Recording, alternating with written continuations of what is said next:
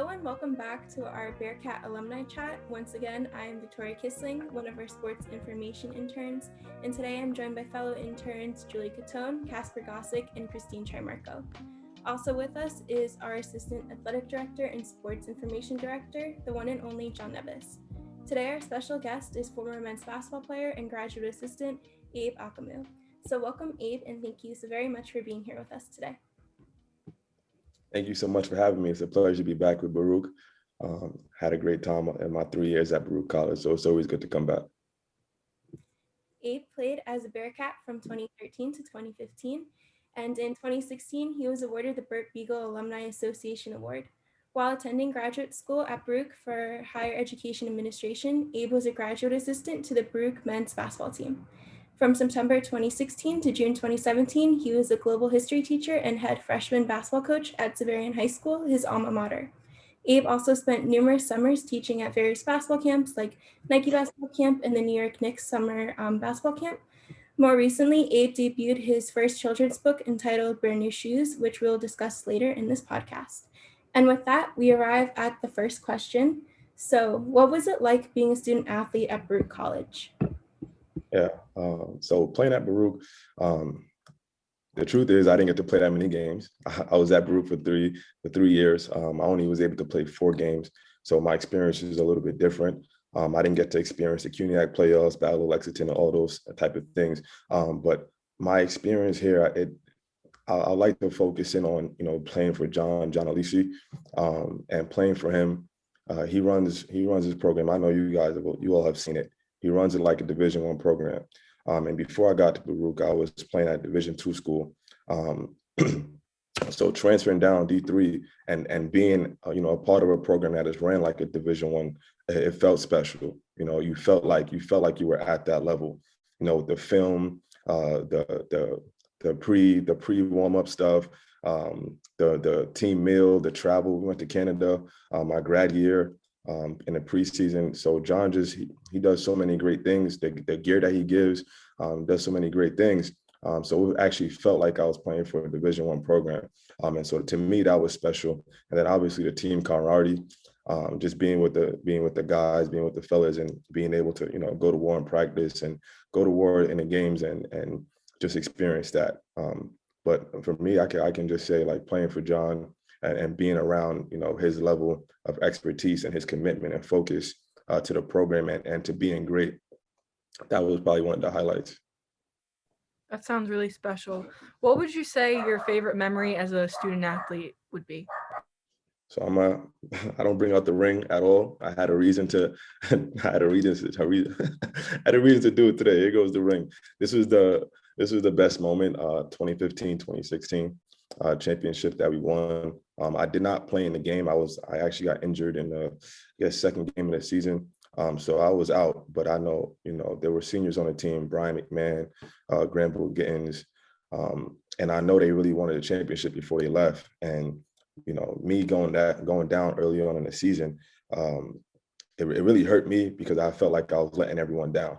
So to make it into the championship and for us to win, I don't know if you guys have pictured anything. I was very emotional because, I felt like, if we lost, I would have had that burden on my shoulders that I wasn't out there and I let them down, 2 years in a row, So winning that was very special to me. It took a lot of weight off my shoulders, and I was definitely happy for the seniors, and I was definitely happy for the coaching staff and the rest of the team members. But that was a great moment for me. I was extremely happy, to be considered a champion. Seems that's where being a team really shined through, that you may not have been able to play, but your team was there for you and you were there to watch them and support them. So they picked up the slack because you couldn't play, but you guys still won and you were still part of the team. So with that, how are you able to balance being a student athlete with your academics? Yeah, so for me, when I got to Baruch, I was extremely focused on only 2 things. It was school and it was school and playing basketball. So that's where I spent all my time. If I wasn't in the gym or the weight room, I was in a library. I didn't do too much socializing. My schedule didn't allow for that, and just the level of focus that I came in with, it was library, gym, weight room. And so I actually was able to balance it out well because I sacrificed in other areas. Also, if there was one day you could relive as a Bearcat, what would it be and why? That's a great question. So I'm going to relive my first ever game that I ever played at Baruch College. That is against Franklin and Marshall. The one I was, I just transferred from Queens College. It's my first Division III game ever. I was feeling healthy. I was feeling great. So we played against, Franklin Marshall at their tournament. And I guess they scheduled us because they were the home team, and I guess they were the powerhouse or something. And they thought that they were going to just run through us so they can get to their tournament championship. But that did not happen, and we were able to win that game. And I felt like I played well, and I was, getting healthy, and I was just excited for the year. And so I just remember just feeling like the feeling after the game, just feeling excited, like, man, this is going to be a great season. Granville, just Ray De La Cruz, Brian McMahon. There was so many guys, and I was just like, okay, this is it. We're going to make a run here. So that was extremely fun for me. And if I could go back, I'll go back to that time. Yeah, that was a great game against Franklin and Marshall. I remember watching that on video. Let me ask you two questions. One, tell us about what you're up to today in terms of where you're employed, and two, what can you suggest for students at Baruch College? What's your best advice for them to get a job after graduation? Okay, so currently I am a history teacher, sixth grade history teacher at Success Academy Charter School, and I'm also a published author. As far as my advice to student athletes for getting, a job after graduation, I would say network as much as possible while you're in school. You don't know who you're around. You don't know who's going to turn into something else. Like, everybody should be your friend. You should get out there and go to all the networking events, everything that you can go to. Meet as many people as you can. Be kind to people. Get acclimated with your professors and what they do. And if you see someone that's doing something that you want to do, reach out via email and see if you can set up a lunch, a brunch, coffee, or anything of that nature. But definitely you want to stay connected, update your LinkedIn, be active on it. Even your social media accounts, I would say, be very professional on there as well. Okay, you're at the time where everybody checks social media. So not only are they going to check your LinkedIn, they're going to go on there as well. And if you have a public page, everything that you're doing is visible. So I would say keep that in mind as well. But just generally, you want to network as much as possible. And if I can go back in time, I would do that more. I know I told you guys that I was focused on basketball and school. That's all I was doing. If I was in a weight room, if I wasn't in the weight room, I was in the gym. If I wasn't in the gym, I was in a library by myself. And if I can go back, I would have found a way to balance that out a little bit more and stay a little bit later and stay for an event instead of, running home. I'm tired. You know what I mean? I'm tired. I've been here all day. I'm getting out of here. I'll make that sacrifice and make sure I get to these events. I think a lot of my problem was I didn't know what I was going to do. I didn't know what I wanted to do. I was so focused on basketball. So I didn't even know where to even network, where to even start. But if you have an idea of what you want to do already, right? If you know you want to go into accounting, I know the Baruch is famous for the business stuff. So I'm pretty sure some of you are doing that. So if you know you want to do that, if you want to enter education, be intentional about going to these networking events that specifically are geared to what you want to do. And make that sacrifice, volunteer, help out with events for free. Don't ask for anything, just build connections. Actually, you know what you're doing right now is building connections. I can, this is the type of things like you're getting connected to John, and whoever else comes on that you've interviewed, you can get connected to them. Like if you wanted to, I don't know, if one of you wanted to do education, you'd be able to shoot me an email and say, hey, I interviewed you. Now you just built the connection. So I think you all are on the right track already. Yeah, that's really great advice. Would you say you still follow the progress of the teams today? As much as I can. Being, playoffs, mostly playoffs. I don't even watch my own TV, to be honest. I don't even watch my own TV. I keep myself busy, but I try to stay updated when the March comes around, when, February, actually, when the playoffs are about to start, CUNYAC playoffs. I definitely like to see what's going on there. I like the intense games, the games that really matter. Yeah. Baruch is glad to have your support. And with that, what did you like better, being a student athlete or being a coach? That's an easy one. I'd much rather play than be on the sidelines coaching anybody.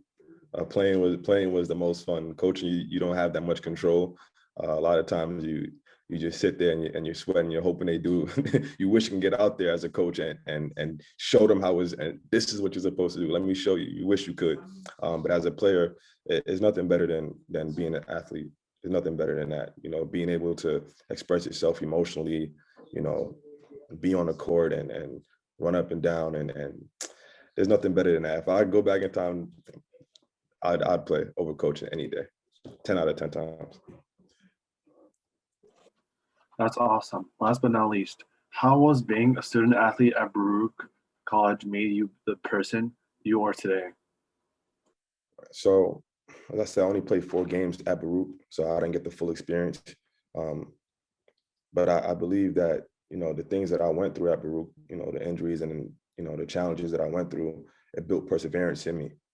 Like I can say I'm battle tested now. There's not a lot of things that's gonna deter me, right? I believe that my faith grew stronger during the time and through all the things that I went through at Baruch and even before Baruch. So it built my character. So I know, you know, if I can get through some of the things that I went through at Baruch College, there's not a lot that I can't get through. Like I can persevere because I know I've been through difficult times before. I think that's the answer right there. Abe, let me ask you a question. I'm trying to remember before, because I want to ask you about your children's book, which Coach Alisi told me about. We're all very interested in hearing about that. But let me ask you a quick side question.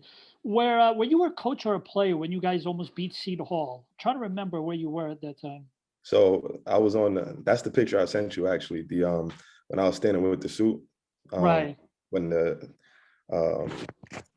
you know, there's only one picture of me on the sidelines, but yeah, I was coaching. I wish I played in that game. I couldn't. I did have eligibility, but my legs weren't working anymore. So I thought about it, but I couldn't play that year. But I was coaching, and that was a great experience too. We almost won that game. I think we were up by 4 or 5 points at the half, and they had Isaiah Whitehead that year. So that was great to be on the staff. You know, at a packed house at Seton Hall, and you know be competing with them. Dwayne Isaac and Brawler played really well. I remember specifically that was Dwayne's freshman year, and he was very impressive to me. I was like, man, this is what you're doing against Seton Hall. This is Big East, you know, and he had himself a game. Yeah, I'm bringing that up because that was part of the generation of the basketball team that you were a part of. And people don't know, but they almost beat Seton Hall. It was on Halloween Day. It was a preseason game, but it was treated seriously. And that Seton Hall basketball team, all they did is they went on to win the Big East tournament that year at Madison Square Garden. And our Baruch Bearcats behind Coach Alisi, that team almost upset. And Isaiah Whitehead, he got eventually drafted by the Brooklyn Nets, if I recall correctly. He had 41 points in that game to avert the upset. Think about that for a second, about the difference that Division III Baruch College that day was more like a Division I Baruch that day. Very, very few times we reached that level. Listen, let me just say, Isaiah Whitehead that day, he was really looking like a draft pick. I was like, yeah, man, I'm like, this guy's a real deal.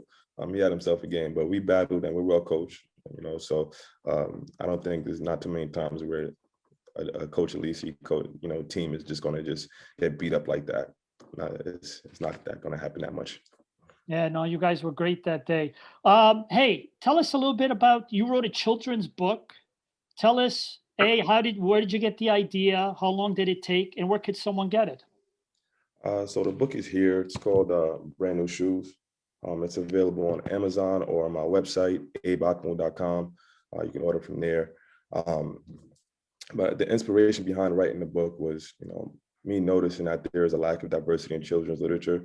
I work in a school now, and I know my experiences as a youth, you know, looking through school libraries, looking for a book for myself to read. There's not a lot of relatable stories to Black and brown kids.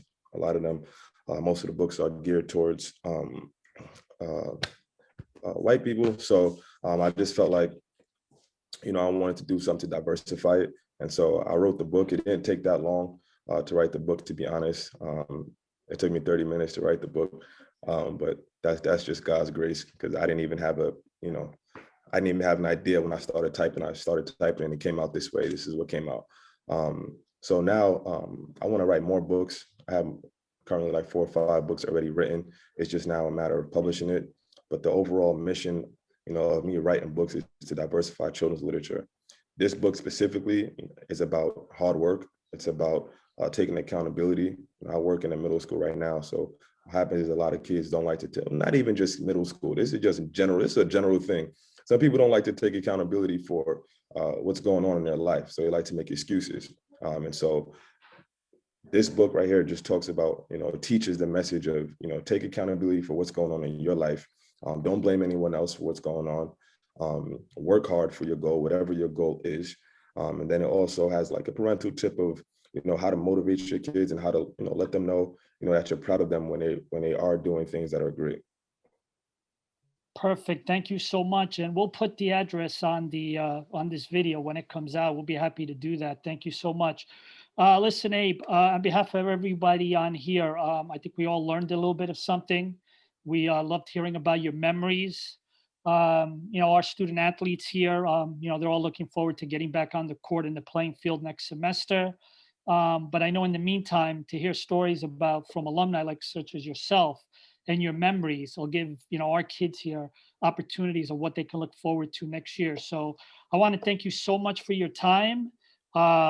You've been a great interview, and do please keep us up to date on what you're doing in the future. And, all goes well, we'll probably see you next year at a basketball game in the Arc Arena. Hopefully. I definitely want to get back there, maybe an alumni game too, if possible. Yeah, the alumni games are always very serious every year. Who scores the most points. People think a CUNYAC basketball game is intense. They should see the Baruch men's basketball alumni game. Guys. Who's got to be on my team? I'm going to text him anytime that happens. He's going to be on my team. And then, whoever's going against us is going to get it. Perfect. Thank you so much. This podcast will be available not only on YouTube, but it's available in our podcast, BaruchAthletics.com, which is on iTunes, Anchor FM, Google Podcasts, Spotify. So we encourage everybody to check it out right there. Again, I want to thank you for listening to another Baruch College Alumni Chat. This is John Neves, the Director of Sports Information, and we'll talk to you next time. Take care, everybody.